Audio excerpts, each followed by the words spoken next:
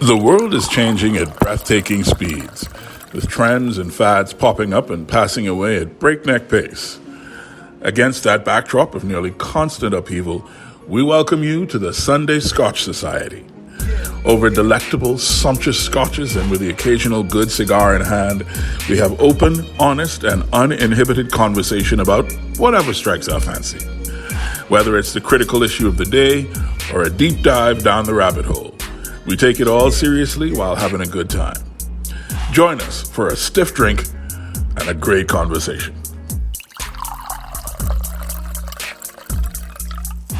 Good day, folks, ladies, gentlemen, and thank you for joining us on the Sunday Scotch Society. I am Kyle, Quincy, Shareem, Vaughn, Cedric, Parker. And I am Matthew B. Kelly. And one of these days, Matthew B. Kelly will tell us all what the B stands for. Yes, I think it's called the Day of Judgment. Okay. Judgment Day is coming. Much like winter, for those of us who are fans of George R.R. Martin's incredible fiction. R.R.R. That means it's time to drink. Sir, it has been quite a while since we've been Check it out. in person.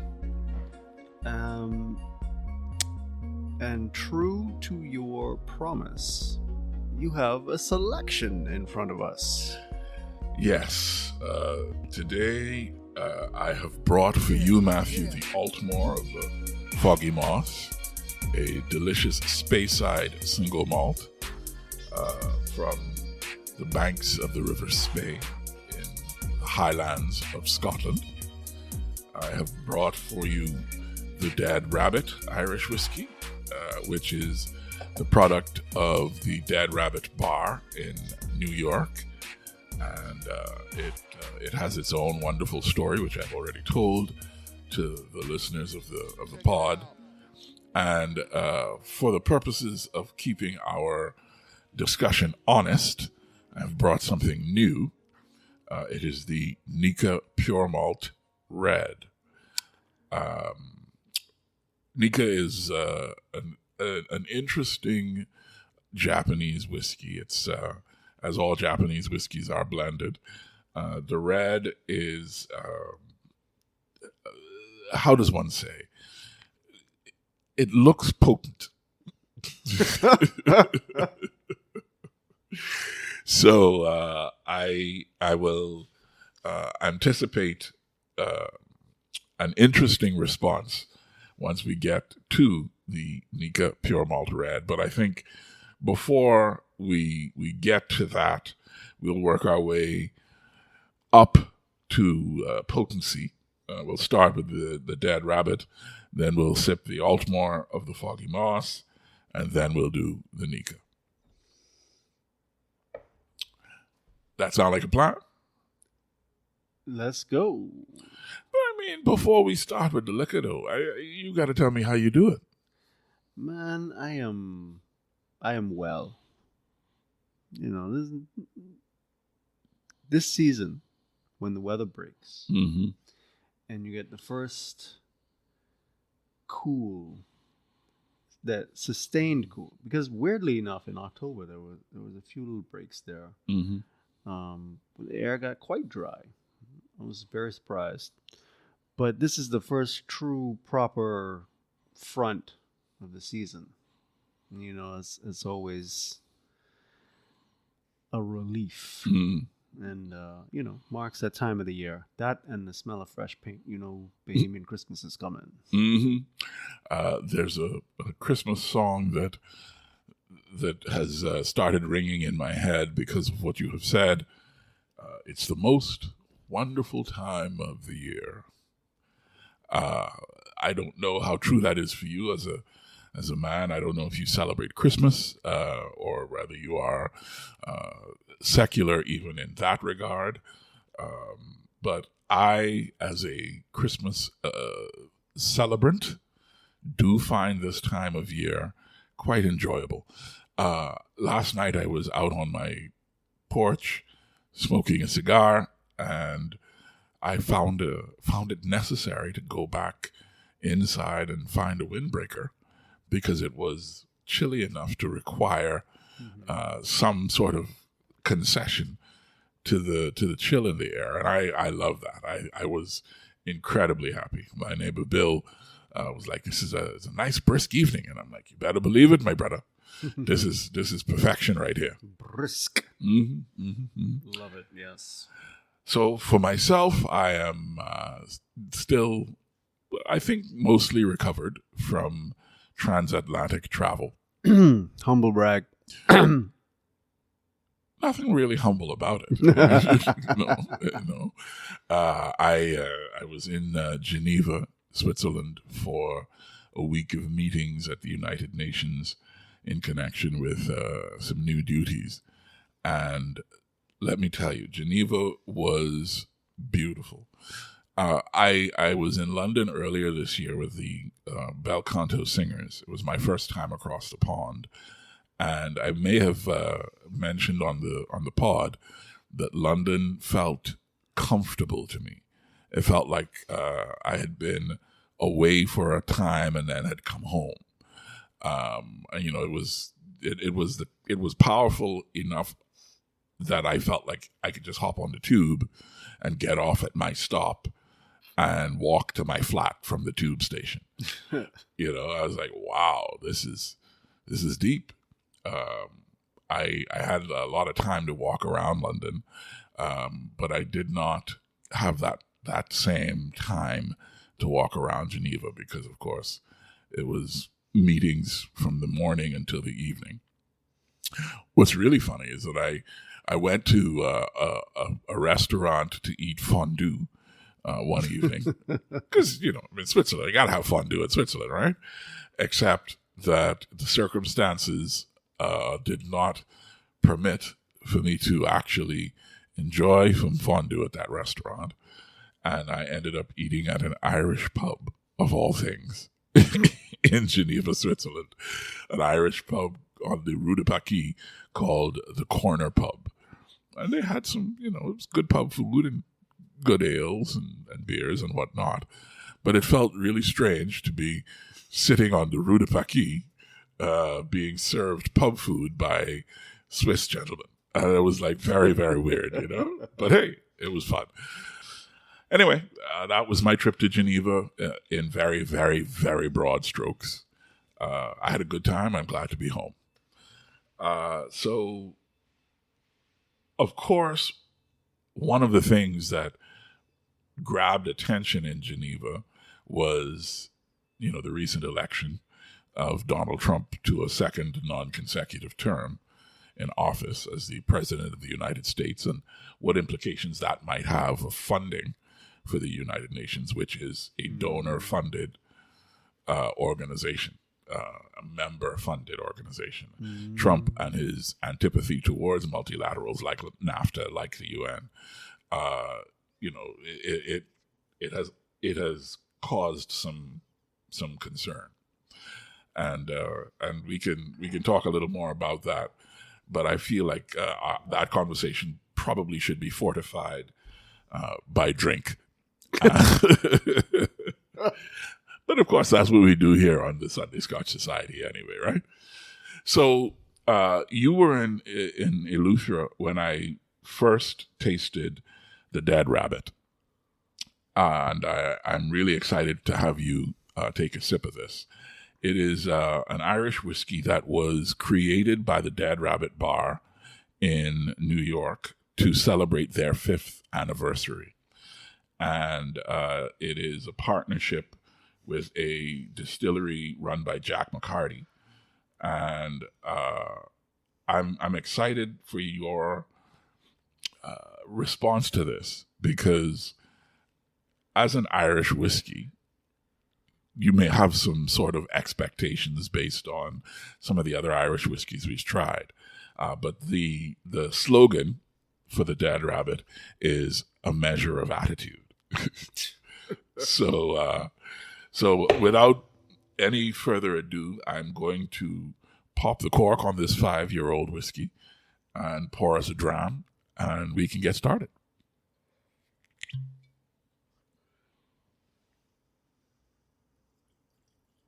That is obviously for you.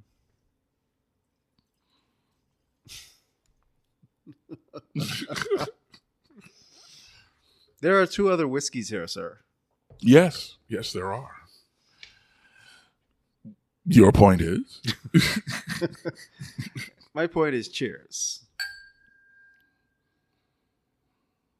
Ooh. Yeah. Mm-hmm. That's quite... I wouldn't quite say floral, but... Mm-hmm.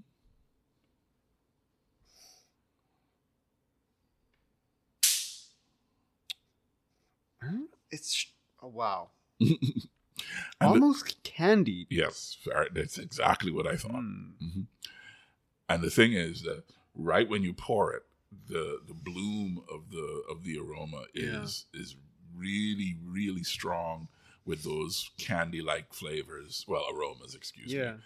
But the longer it sits in the glass, those kind of dissipate a little bit, and you get some of the herbal notes. Yeah, very, very light licorice I'm picking up. Mm-hmm. Yeah, I think that this, and then of course, if you stick your nose way in the glass, you get the alcohol on the back. Yeah, but even though,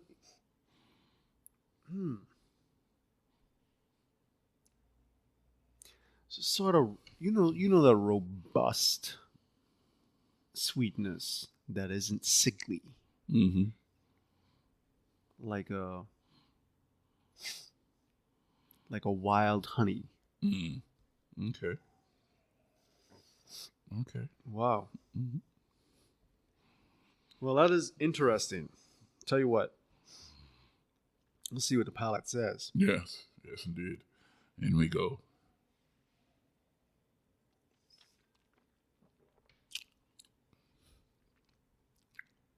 What is that face, Matthew?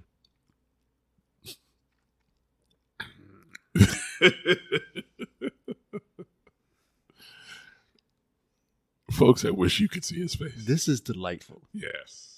Let me tell you something. This starts on the tip and develops into something completely different halfway back on the palate. And by the time I'm coming into the finish here, I mean, let's just talk about the palate first of all. I'm at a loss for words. You know what? I'm going to have another sip. I think that's a good idea. While you are developing your words, I will say that the thing that strikes me most about the Dead Rabbit Irish whiskey right off the bat is that it has managed to balance the sweet and herbal notes that I got from the aroma very well. Yes. Such that even if it may not necessarily be the most complex whiskey that we've tasted, it does give you a different experience as it passes through. Yes. I guess I will agree on not as complex in terms of maybe I can't pick out just as many flavors over the long term here, but it is way more playful. Like it just transforms as it goes down the tongue there. Man, I'm even getting hints of orange here, but not with like a very heavy citrus overtone. It's like sort of dried peel. This is picking up on the candy thing that you're talking about there. Going back to the nose, the toffee is stronger now. That's coming forward a bit. Oh, dude. This is excellent. To me, this is an excellent glass.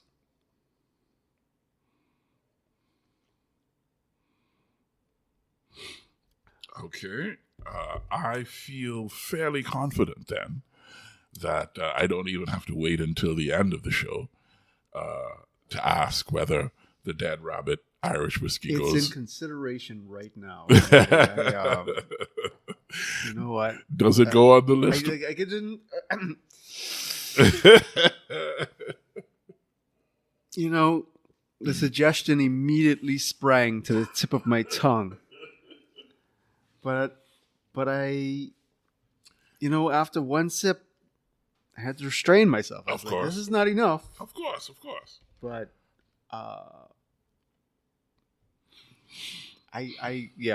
this may well be on the list for me. It's a late comer, but all right, okay. There you go. I'm in a better mood. Well, good. I'm glad. I feel like the story of the Dead Rabbit is one that I encourage folks to go look up. It's very interesting.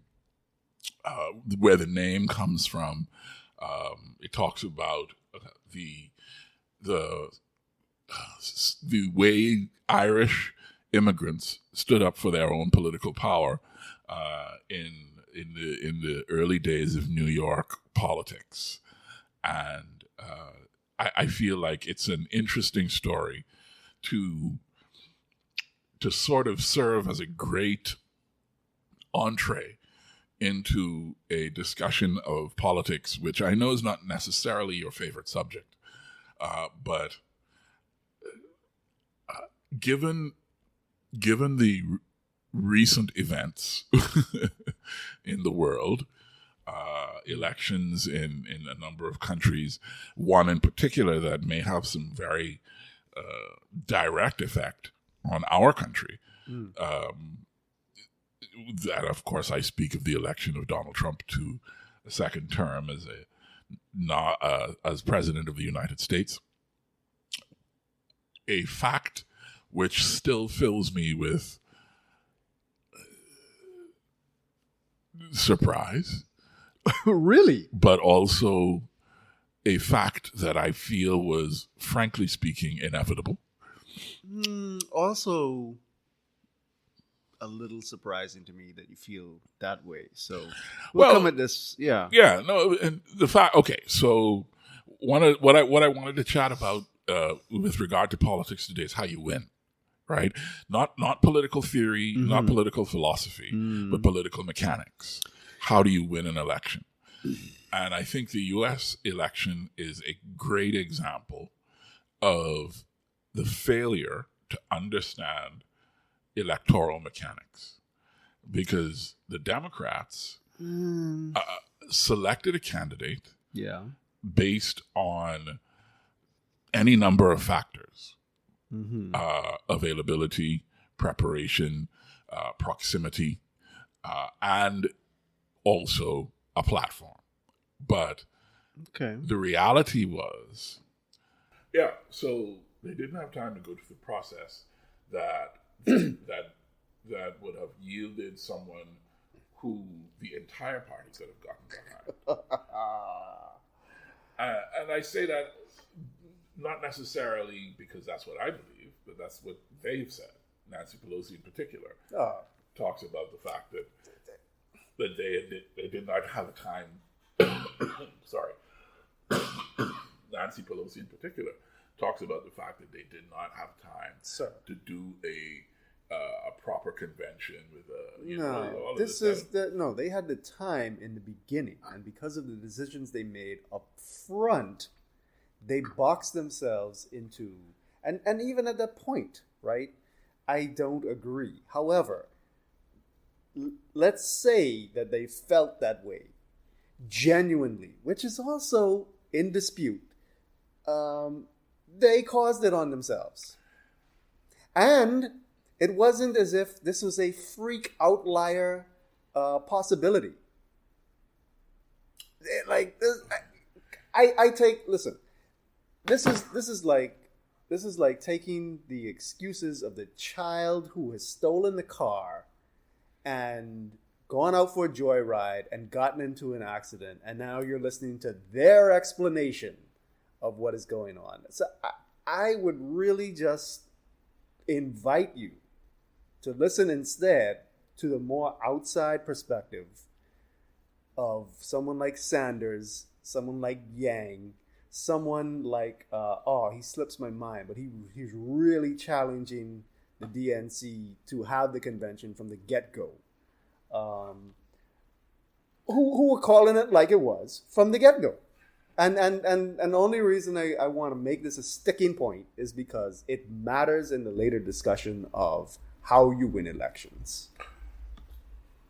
Okay. I'm going to take everything that you have said as read.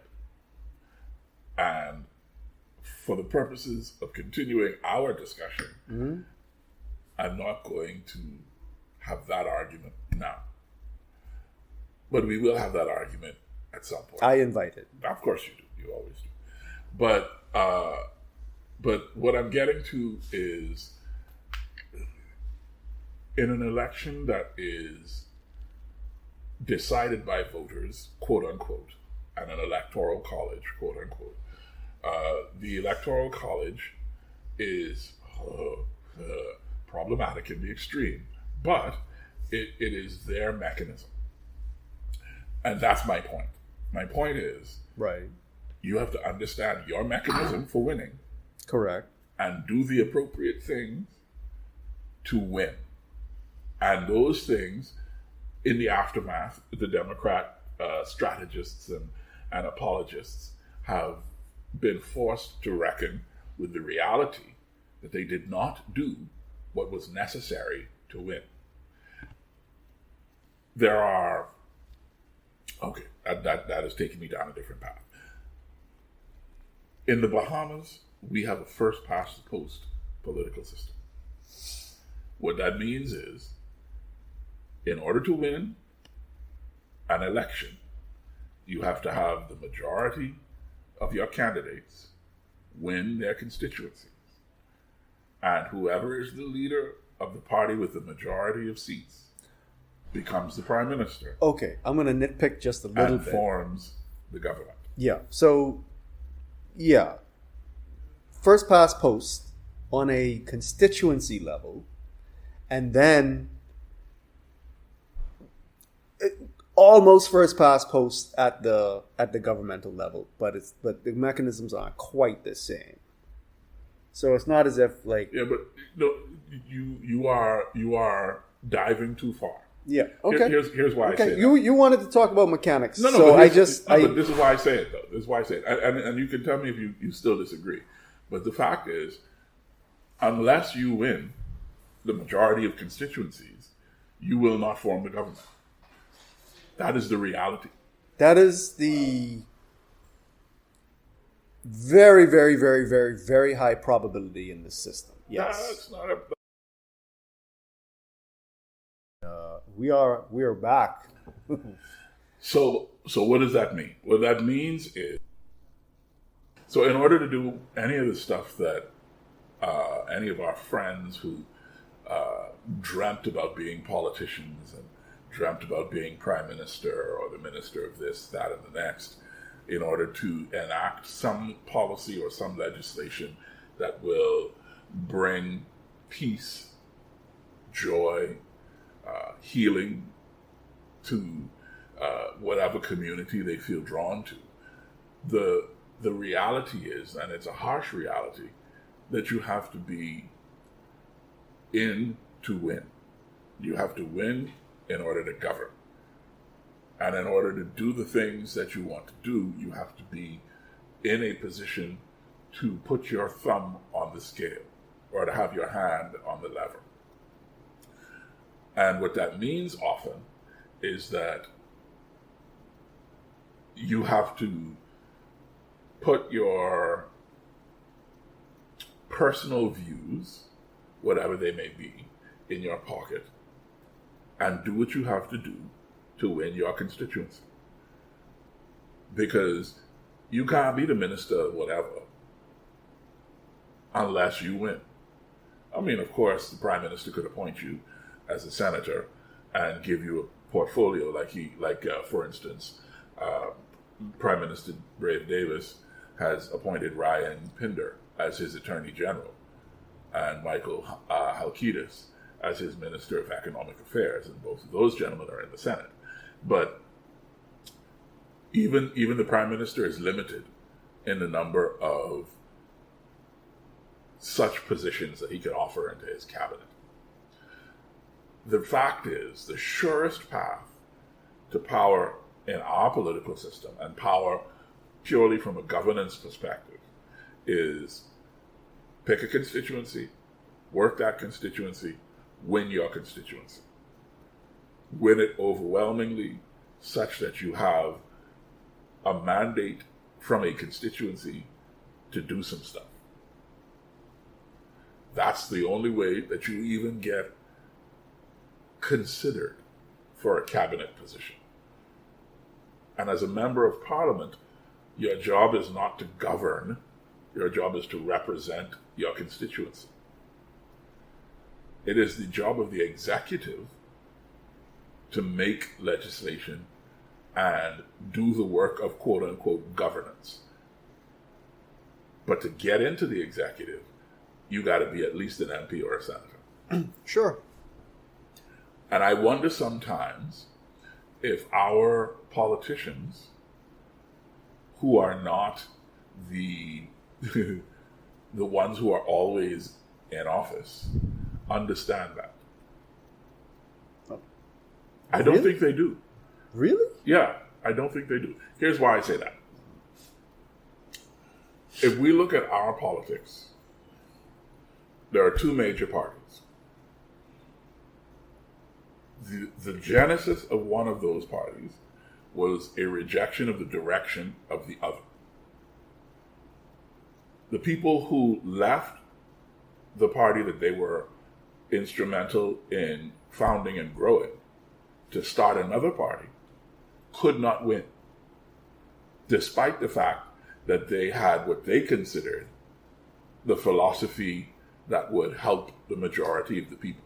They could not see power until they brought somebody in who had demonstrated that he could win elections. And it wasn't until he led them to power that they were able to get into power and do these things that they had been talking about doing for 15 years. And that is the reality that faces our current political landscape. It doesn't matter whether or not you agree with the person who is in office now. It doesn't matter whether or not you agree with the direction they are taking the country.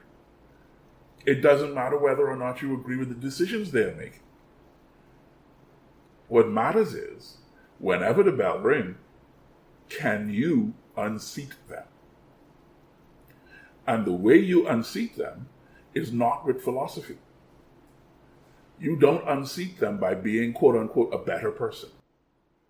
You don't unseat them by being, quote unquote, smarter, more righteous, better for the Bahamian people. Any of the things that our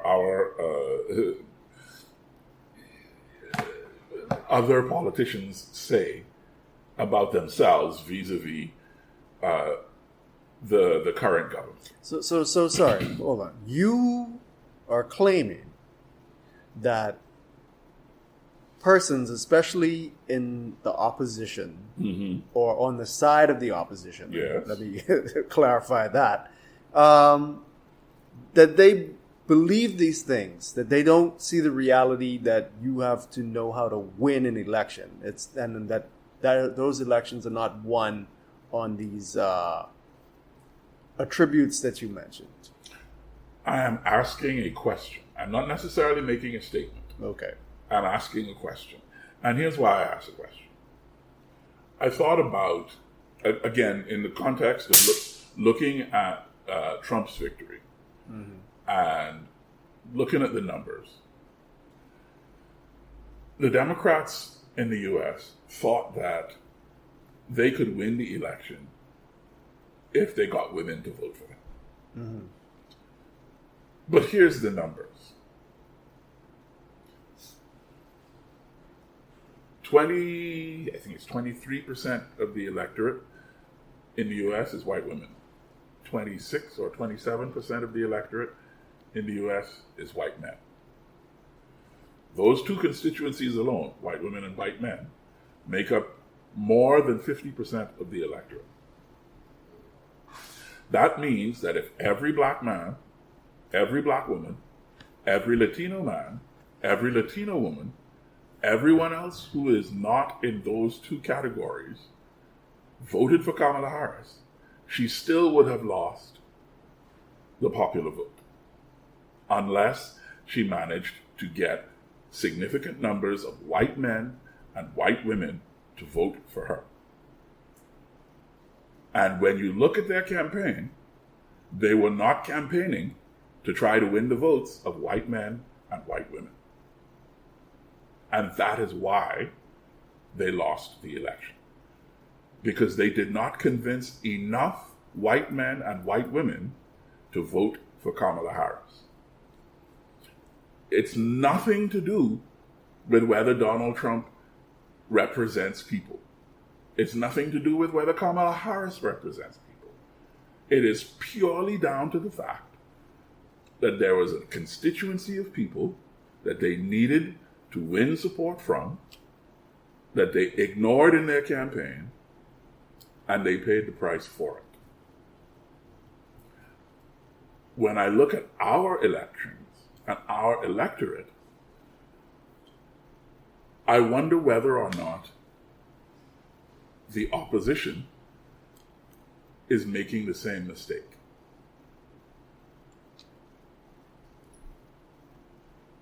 This is not a rhetorical question. This is a question that I wish for you to actually answer. Well, I don't completely agree with your premise, which you use in your analogy, right? Which you present in your analogy. Because here's the thing. It does matter whether or not people think one or the other candidates represent them. Because that is how you gain their support. So definitely I agree. They didn't get the support that they needed from a particular demographic. And I think that the demographics are far too crude. But let's put that on the side right now. The way that you get support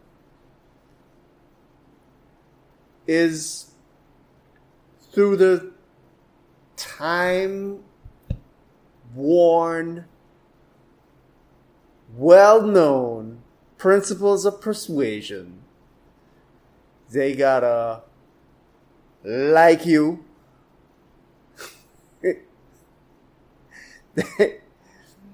They gotta think you a bit like them. Not 100%, but just in certain ways that they care about for whatever this thing is right there. And, there's like 4 or 5 other ones. The point is that you don't get the vote just because you say, oh, hey, I see you. And also, we're not forgetting about you. So definitely you should still come out and vote for us, right? There's an actual process that goes on to win the support of those people, to persuade them to do what you want them to do, which is mark the X. But Matthew, that's precisely what I just said. No. The Democrats did not do that. Right, but you said it has nothing to do with whether or not you feel that Donald Trump or Kamala Harris represent you. And I'm just clarifying that's not actually right, so completely... maybe, okay, what I meant was from a policy perspective. I meant it does not matter whether or not the platform that Donald Trump ran on, or the platform that Kamala Harris ran on was quote unquote better for you as a person. What mattered is, did they do the work to convince you as a person to mark the X for them? Kamala Harris did not do that work. She thought that let me rephrase, the Democrats, I don't know what she personally thought, but it was clear that the Democrats thought that by bringing Tim Wise onto their team, they would have done enough to comfort white Americans that they were being considered in this new vision for whatever Kamala Harris was offering them. But that's not my main point. My question isn't about U.S. politics. Their election is over. Yeah. Donald Trump has won. What my question is based on how we understand our own politics. And by we, I mean you, Matthew, and me, Quincy. Given that our government changed in September of 2021, Yeah. it is now November of 2024, which means we have less than 2 years for an election to be called. Do you think that the opposition is doing what is necessary to try to become the government? It's a in my view, it's a fairly simple question. And it was something that I wondered about, because my own answer to that is no, I don't think they are.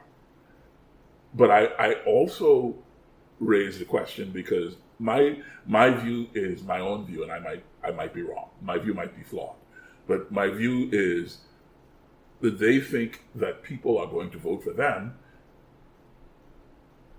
as our history has been, because they want to get rid of Ray. But I don't know that that is necessarily the case. Hubert Ingram demonstrated in 2007 that it is unwise to think of any government as a one-term government. It was 2002.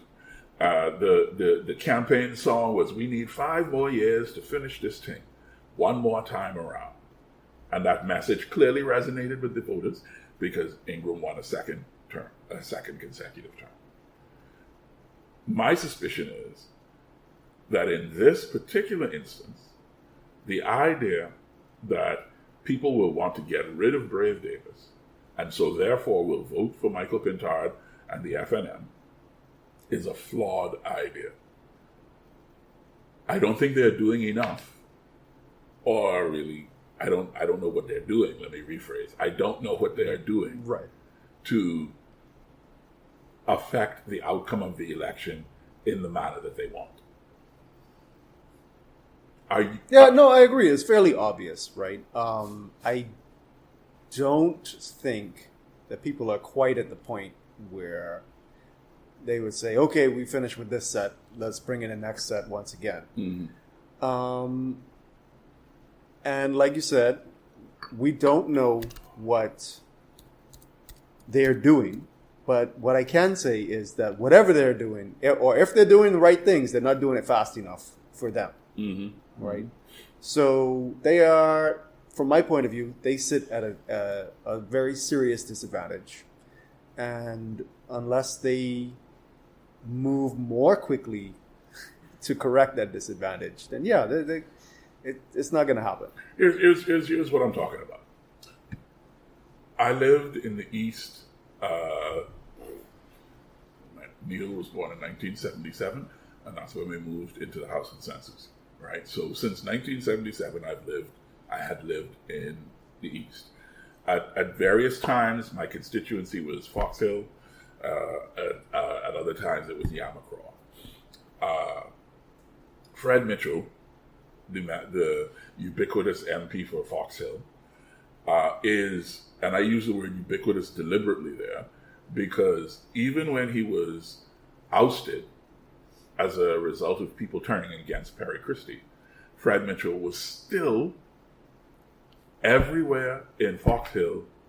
You could not have a wedding or a funeral without Fred Mitchell turning up.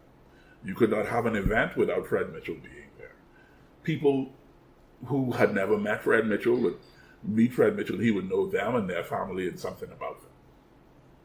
Because he understands, and the way to get into office is to win your constituency. And that in order to do the things that he dreamed of doing as Fred Mitchell, the young activist standing in front of all the people who are marching with his signs and doing all the activist things, the reason that he continues to be ubiquitous in the Fox Hill constituency is because he understands that in order to do those things, you have to be at the seat of power. And to be at the seat of power, you have to get elected. And to get elected, them people they have to, as you say, they have to know you, they have to like you, they have to see something of themselves in you. They have to believe that you can do for them what they cannot do for themselves. And they have to believe that because they've seen and interacted with you. Because they have talked to you, they've touched you, you have touched their lives in some way. I can't tell you who is going to run in any constituency going forward. I haven't seen anybody from the FNM in the constituency where I live now. They may not even know who's going to run in these constituencies. They may not have made that decision as yet. But the fact that they may not have made that decision as yet is actually what I'm talking about. The reality is, the ground game, which I hate using that term, but it is reality, the ground game never stops. And the history is that the PLP never stops on the ground. And the FNM tries to restart the ground game a year or two before the election and think they can compete. And the fact is they can't. Because every time an FNM goes into a constituency, whoever running for the PLP been there for 5 years. Even if they're the one who's sitting in the seat. They've been there for 5 years, making sure them people know who they are, know what they're about, that they know them people, they know what those people are into, they know where every pothole is, they know what street need a speed bump, they know who roof need fixing, they know who children going to college, they know where the kids are. That's how you win in our system. But it doesn't seem like... So this was the frustration that I had as someone who is an observer of electoral politics, is we have a two-party system, but it seems like one of those two parties does not seem to understand its role in this two-party system. Your role is not to be the shadow government. Your role is to get elected and to do whatever you have to do to get elected. Yeah, I'm not sure. See, okay, so... And let's, before you say anything, I just want to be clear. This is not the Dead Rabbit speaking. Okay? The Dead Rabbit is delicious, and it does indeed have, what is it, a measure of attitude, as the bottle says. But it is a sweet, fruity, delicious dram that has maybe caused Matthew to perk up just a little bit. But this isn't the Dead Rabbit talking. This is Quincy Parker, frustrated that one of the two parties that has the best chance of forming the next government doesn't seem to be taking its job seriously enough. I guess I would disagree a little bit on what its job is. It's a pretty sad state of affairs when the reality is that the other party is just there to be effective the next time around. Okay? Mm-hmm. And, phrases such as the end justifies the means come to mind. And also just a general frustration with no politician wanting to actually change the way things work. So I'm not disagreeing with the way that you broadly present that the reality of the political system is. My problem is, even for those who recognize this and understand that, hey, if I want to do my good stuff, I gotta see what the reality is here so that I can get where I can do the good stuff, right? And then they leave the system exactly the way they found it. So, yeah, on the one hand, you're talking about one party having bad strategic execution. And on the other hand, you have the inevitability of the corruption of individuals and ideals being wrought by the system on display. Yeah, but I don't know that I agree that they leave the system exactly as they found it. I think that's a wonderful thing that people say because it feels good to say it, because we want to believe somehow that politics is a dirty game and that all politicians are crooked and that politics itself is the problem. But the reality is every government moves the ball down the field as far as they can. Whether they have capacity to move the ball 5 yards or move the ball 30 yards. No, this is about what the goals are. Whether they have the capacity to move the ball 5 yards or 30 yards. It's not just a matter. See, okay, your analogy is given 2 dimensions. It's well, actually, it's just 1 dimension. Are we moving the ball down? Right? Are we getting closer to the goal? Question is, what the hell are the goals? And if you are paying attention, which I know that you may have checked out some time ago, because you believe that, as you have stated, they leave the system just as they found it. Every time somebody chooses to run for office as a party, they give you a set of goals. The current government is supposed to be being held accountable to something called our plan. The challenge that I have with the Bahamian public, especially the voting Bahamian public, is that they have no clue what's in our plan. And because they have no clue what's in our plan, Quincy, you can't stop. You can't have it both ways. I absolutely can't. No, you can't. I can't. No, not on this show, because I'm here. So what? Because how am I trying to have it both ways? Either you cop to the reality that you just put forward, that politics here is won in a particular way where people are convinced on an individual level by the party, by the person running, or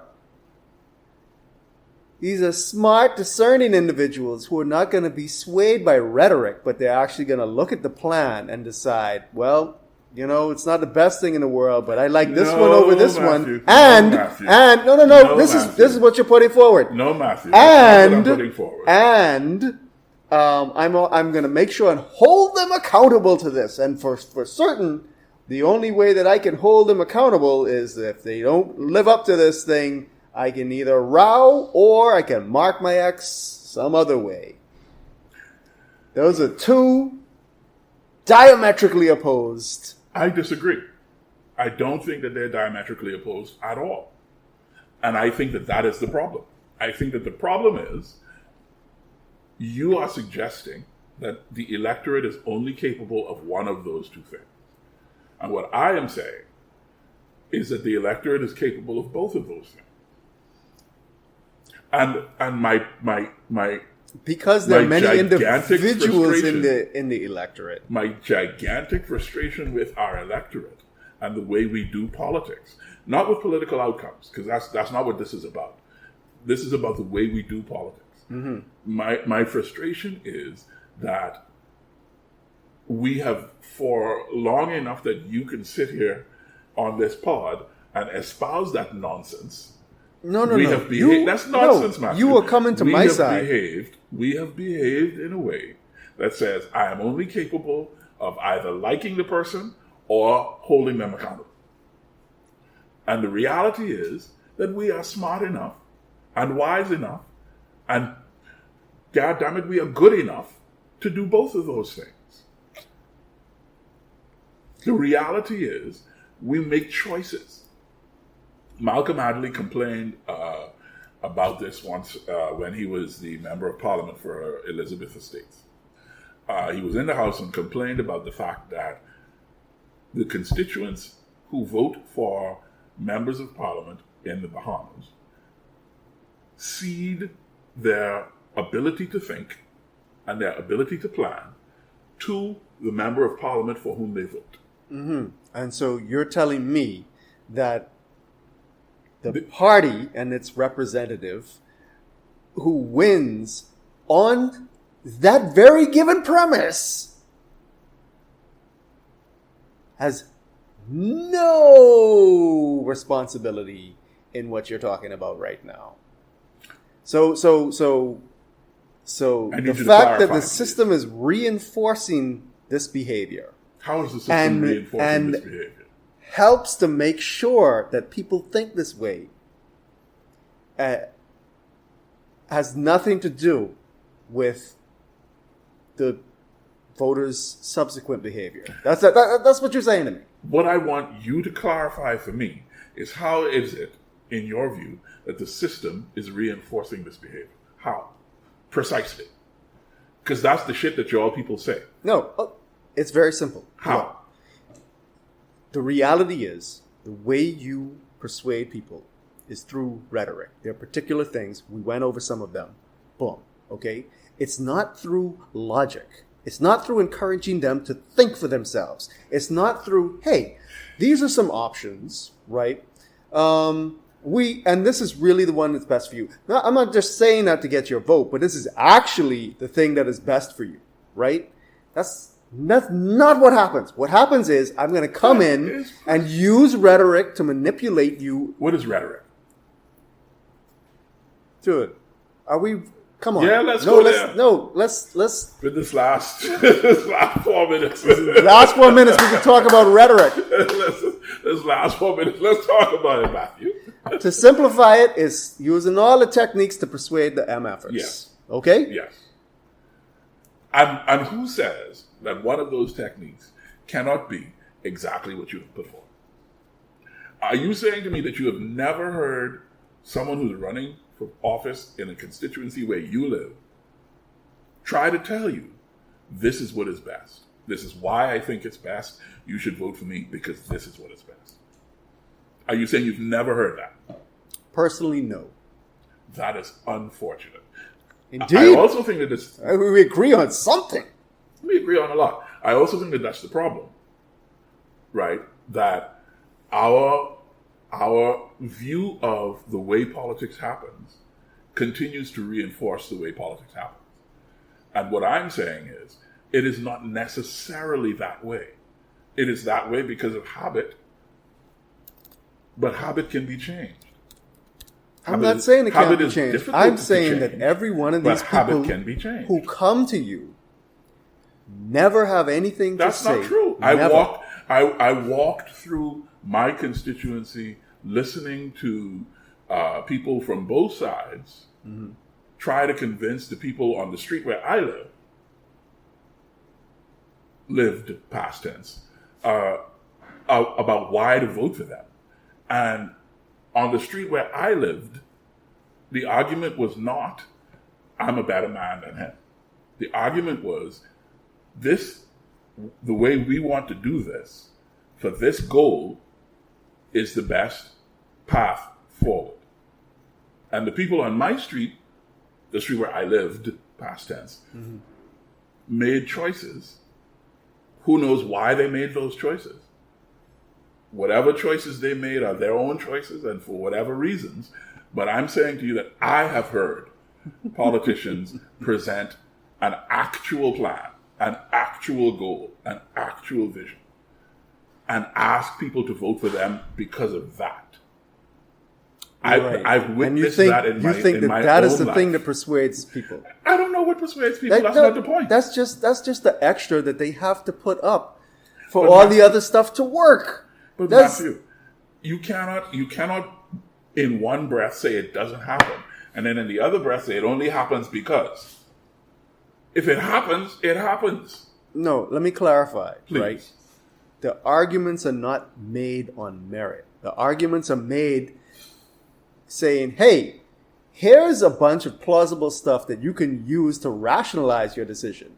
But I know that you're actually going to make this decision based on emotions. I cannot, okay. Dude, listen, First, politics is marketing. Can I respond, please? Please? I just want to clarify my position to you. Politics is marketing. This is how marketing works. The fact is, people vote emotionally. I accept that. I believe that with all my heart. The problem is, you and I are disagreeing about how politicians go about exciting those emotions and taking advantage of them. What I am saying is, it is entirely possible that as a voter, I could be excited to vote for somebody as opposed to being annoyed with them and voting for the other person. That is possible. However, that is a minority, in my view. It is my opinion that is expressed by a minority at the moment. I won't disagree with that. I won't disagree with that. Well, that's a good way to add.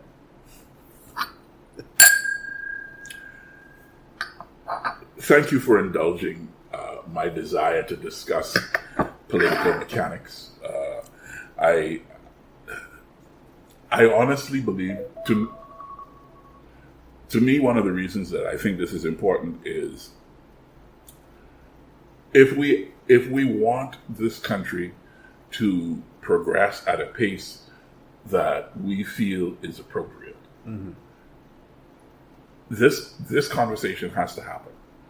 And it has to happen in your home, at the fish fry, around the water cooler. People have to come, even in church, at the lodge. People have to decide, I am going to make my choices based on different criteria. Even if those criteria are related to my emotional satisfaction, there has to be something about what it is that I want that is bigger than payback, that is bigger than spite. Because at the moment, spite and payback seem to be the main voting factors. And our politicians, knowing that, play very heavily on whatever is going to excite the most spite, to get you to feel some desire to pay back somebody. And honestly, if it works, it works. I get it. Because that's what politics is. The games of power, right? But by the same token, you cannot say, I wish for a different outcome, and then continue with the same process. You cannot continue with the same input and say, I wish for a different outcome. That is why the 5 years that the Dead Rabbit Bar spent aging this whiskey was 5 years, as opposed to just bottling it and selling it right away. Because they decided they wanted a whiskey that was aged 5 years so that it had time to develop all of the smoothness and all of the complexity and all of the wonderful flavors that we tasted in this whiskey today. And so they did what was necessary to get the output that they desired. And I am saying that we could do the same thing in our politics. Yeah, I am saying it is possible, highly improbable, and you once again present us with a tantalizing, almost utopia. I won't accuse you of a complete utopian dream. That is just a huge. Oh, well, you should be. Just a huge coordination problem. We differ on that. Yeah, obviously. Well, it was good. It was good to see you and Rao. Yeah, man. Unfortunately, we didn't get to the Altmore or the pure Nika. The Nika Pure Malt Red, but we'll get to those next time. Well, there are many discussions ahead. Right? Indeed. Right. And I'm just to clarify, the dead rabbit is on the list. 100%. There you go. It has won a simple majority. Goes to the list. Indeed. A simple majority of 2 out of 2. So that's 100%. All right, my brother. I am off. I will see you the next time I see you. Indeed. Da zdrowie. Ciao.